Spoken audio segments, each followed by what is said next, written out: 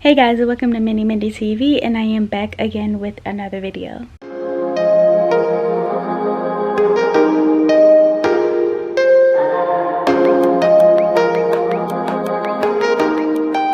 Hey guys, so in this video I wanted to come and give you guys a story time about my first scary experience being a first-time mom, and let me know if you guys have been through anything like this. But let's get into the video. Okay guys, so Kaden was about 2 or 3 months old, and now like when I think back on it, I'm like, oh my god, like what would I have done if he didn't wake up or I didn't get to him in time? And it still like really scares me a lot. But basically he was like 2 or 3 months old, and I remember this day like it was yesterday because Kaden started sleep training really early. And if you want like any tips or anything about sleep training, I have a video dropping about sleep training on how I got Kaden to sleep through the night at 3 months. So I'll be dropping that video soon. But you know, he was already like sleeping through the night and sleeping in his own bed and stuff like that. And I was like, you know what, I'm going to lay him in his bed. He's gonna be done for the night, and I'm gonna go on the couch and I'm gonna watch TV, and I'm just going to chill.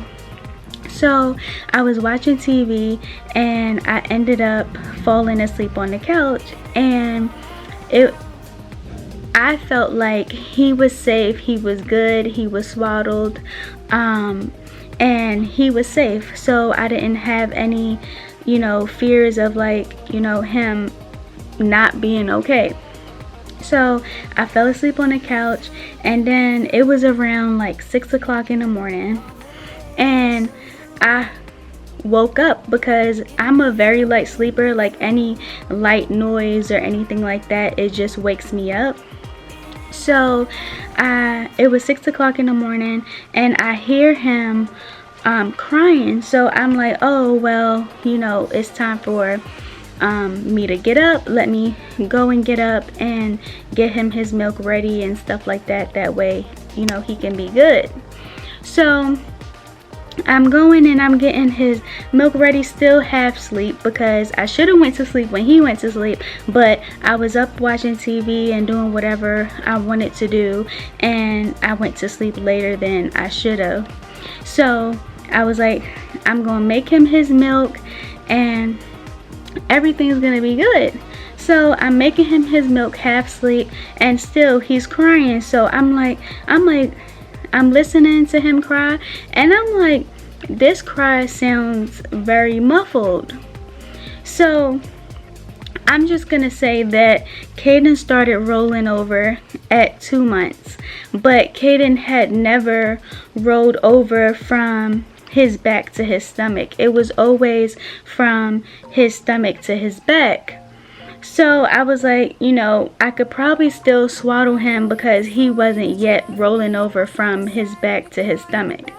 So I said, let me still swaddle him because he still had those infant reflexes where like they shake or whatever and it wakes them up. So the swaddle was the best thing for him because it kept his limbs together, and if he did startle himself up, it wasn't so big that like it would wake him up. So I'm making his milk and I'm listening to him cry, and I'm like, something don't sound right, like he sounds very muffled. Y'all, when I walked in this room and I seen this baby was literally on his face. And because he was swaddled, he couldn't roll over, or he couldn't, you know, get himself out that predicament because he was swaddled. And when I tell you, I bursted into tears, and I was so upset at myself because I was like, why would you fall asleep on the couch? Why didn't you come to bed? And all these like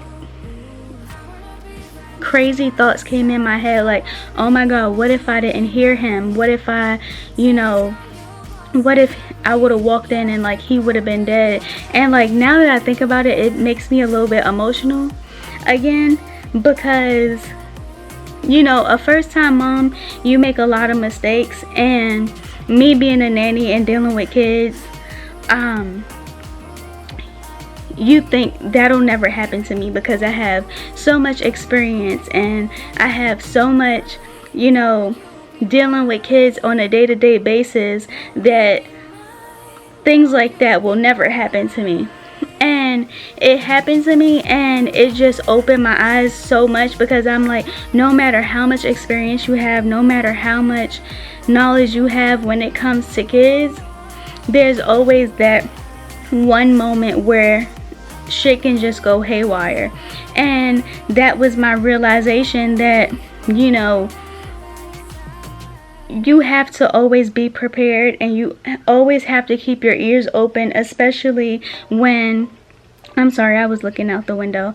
You always have to keep your ears open, and you always have to be looking out for children, because when they're too quiet or when they're crying, obviously something is wrong. And it just hurt my heart so bad, because I don't know to this day what I would do without my baby. Like, my baby has changed my life so much in just a year, that like I literally do not think that I can live without my baby. Like, my mom went through losing a child, my brother, and I'm sure there's plenty of other mothers that have gone through, you know, losing children, but I don't think I can live without my son. Like, I tell everybody that knows me, because they know how much I love my son, they know how much I'm obsessed with my son. Like, my son is literally my everything. And I tell people, like, God forbid something happens to this baby, you need to call 911 immediately, because I'm not going to make this life without my son.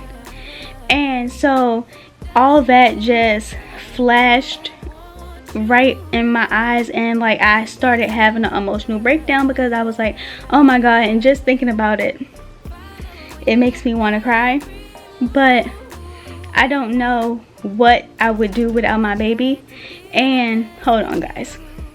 Okay guys, I'm back and I'm okay. I just get really emotional when I talk about my baby. But no matter, I'm just gonna say this because I don't know where I left off at. Once your baby starts rolling over, or they start rolling over, try to transition them out of swaddling, because this can happen to anybody. And you know, you don't want to one day, God forbid, wake up to a dead baby, or wake up not in time and your baby ends up dying later in the hospital or something like that.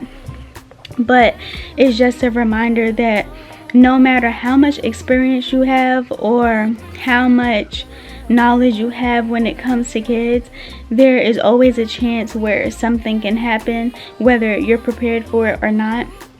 And thank God I got to him in time, because like I said, I don't know what I would have done if I didn't. And you know, Caden's fine now, and he's 1 year old, and he can get up, stand up, climb on things and all kinds of things. But still, it makes me a little scared still, because you know, that was just one of the mom scares that we've had. And I'm sure eventually somewhere down the line there's going to be another scare, and there's going to be another scare. God forbid he's going to need stitches one day, or he's, God forbid, going to break a bone one day. And it's all traumatizing, because when you have this baby, it's like literally your heart outside of your chest, and it's very emotional. And when it comes to your kids, especially when you know you have this real strong attachment and this real strong bond to your kid, you will literally do anything for your kid. And that's where I am. Like, God forbid anything happens to my son, I don't know what I would do, but I just know that I would not be here, because I cannot see myself living without my baby. And while many other mothers are strong enough to do that, I don't see myself doing it. So I don't want to put the disclaimer out there that I'm like the S word or anything like that, because I'm not. But life without my baby is just a no for me. And yeah, just, you know, when you see your baby start turning over and stuff, it's best to just not swaddle them, because, or if you are gonna swaddle them to where their arms are out, so even if they do turn over, they have a way to get out. Caden has been sleep trained since he was 3 months old, so he started sleep training at exactly 3 months because I felt like he was ready. And if you guys are interested or want any tips on how I got Caden to sleep train, let me know down in the comments below what questions you have or whatever. But I will be dropping a video on what I did to sleep training and sleep train him, and a tips video on things you can do to start the routine of sleep training your baby. So this is just one of the many scary moments that I wanted to come and just have a moment of transparency with you guys, because although, you know, on social media and YouTube I may look like the best mom, being a first-time mom, I do make mistakes. So I hope you guys will be gentle on me, because this is still a very sensitive topic for me, even though it's been about like 6 months or 11 months. Well, 6 months, because he was like 3 months old, 2-3 months old. But just take it easy on me. Leave down in the comments some words of support, words of wisdom, just parenting tips, whatever you want to leave down in the description, in the comments below. Lord, I'm just all over the place because I done had an emotional breakdown. Leave down in the comments below what is your most scariest parent moment, and I'll see you guys in the next video.